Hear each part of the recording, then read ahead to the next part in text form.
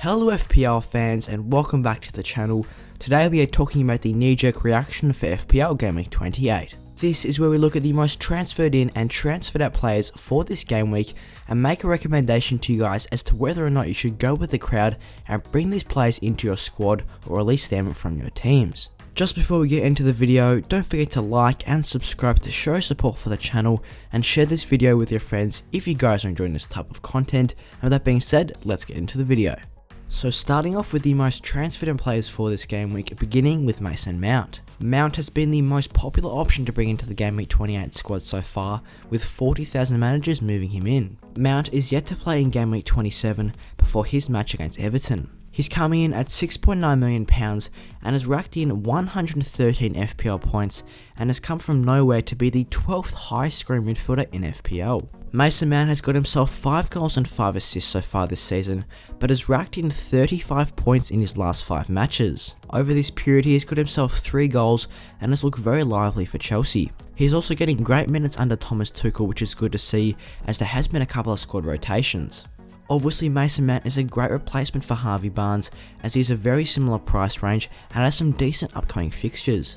After Gameweek 27, he faces Leeds in Gameweek 28, blanks in 29, but then faces West Brom at Crystal Palace and Brighton, which are all looking like very nice fixtures for him to continue his good form. Also, with only an 11.8% ownership, he could be a good differential option to have at the back end of the season to rise up in the ranks. So now moving on to the second most transferred in player for this game week, it is Richarlison. Richarlison has seen 20,000 managers move him in this game week, despite having not played yet in Gameweek 27. Richarlison has scored a total of 90 FPL points this season, which ranks him 11th amongst forwards. Coming in at £7.9 million, he has been decent value this year for his 6 goals and 5 assists. Richarlison is in very good form recently though, as he has got himself 4 goals in the last 4 game weeks. Over this period he has got himself 30 points as he has also reeled in 7 bonus. He could be a good differential option to Calvert-Lewin as Calvert-Lewin has been a bit out of touch recently and Richarlison only has a 9% ownership, so he could also be a good differential forward option coming into the back end of the season. Obviously with his great form and Everton's decent upcoming fixtures of Burnley, Palace, Brighton and Spurs as their next 4 after Gameweek 27, he could be definitely one to consider to bring into the squad.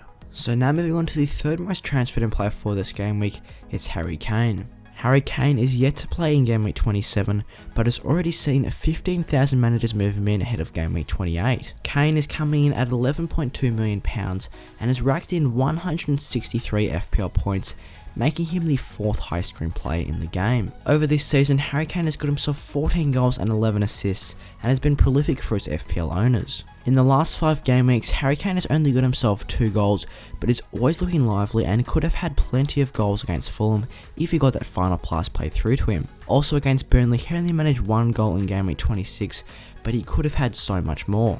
The other good thing about Harry Kane is that he does play in Gameweek 29, which is a blank for most teams, which makes his next 4 matches Arsenal, Aston Villa, Newcastle and Manchester United. With Harry Kane being in decent form and Spurs playing in that blank Gameweek 29, I think Kane is definitely one to bring into the squads as he is so threatening and getting into some great positions, and you just feel like he's always got a chance of bringing in big FPL points. So now moving on to the most transferred out players for this game week, starting off with Harvey Barnes. Barnes has been the most popular option to depart the squads this game week, with 35,000 managers moving him on. This obviously comes as a result of his knee injury that he picked up in a nasty clash against Arsenal. He's expected back around April 10th, but it definitely could get worse for him, and that means he's going to be missing so many FPL game weeks as he could be missing up to 6 matches. Before his injury, Barnes was the 8th highest scoring midfielder in FPL and was looking in very good form as he had reeled in at 25 points in the last 2 game weeks before the match that he got injured. Obviously with this long-term injury, it is a sensible decision to remove Harvey Barnes from the squad and look for replacements around his price range such as the likes of Mason Mount. Moving on to the second most transferred out player for this game week, it is James Maddison. Maddison is in a similar boat to Harvey Barnes as he also picked up a nasty hip injury and has an unknown return date currently. Obviously Maddison is so influential in that Leicester City team as he is currently the 9th highest scoring midfielder in the game. Maddison was also in some very good form before he got injured as well, as he had reeled in 35 points in his last 5 matches before he picked up his injury. Obviously, this being another long-term injury, it is key to look for replacements around his price range of 7.2 million, so some good options could include Grealish, Mason Mount, Saka, or the likes of other players such as Lookman who do play in blank Game Week 29. So now moving on to the third most transferred player for this game week is Mo Salah. Salah is actually the most transferred player this game week who does not have an injury and has been a bit out of touch recently. Salah has failed to get himself a goal or an assist in the last 3 matches, but has obviously been prolific throughout the season. He has reeled in 169 FPL points, which does make him the third highest scoring midfielder as he has got himself 17 goals and 4 assists. Salah is quite a highly owned option with 38.9% of players owning him and is quite expensive at £12.5 million.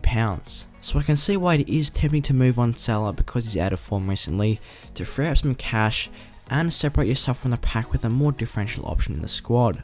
Obviously, with a lot of people wanting to bring in Harry Kane, it is tempting to get rid of the likes of Salah or Bruno, but I think it may be worthwhile to hold on to him because Liverpool play Fulham, Wolves, Arsenal and Villa in their next 4, which then gets followed up with Leeds and Newcastle, which are obviously 2 very good fixtures.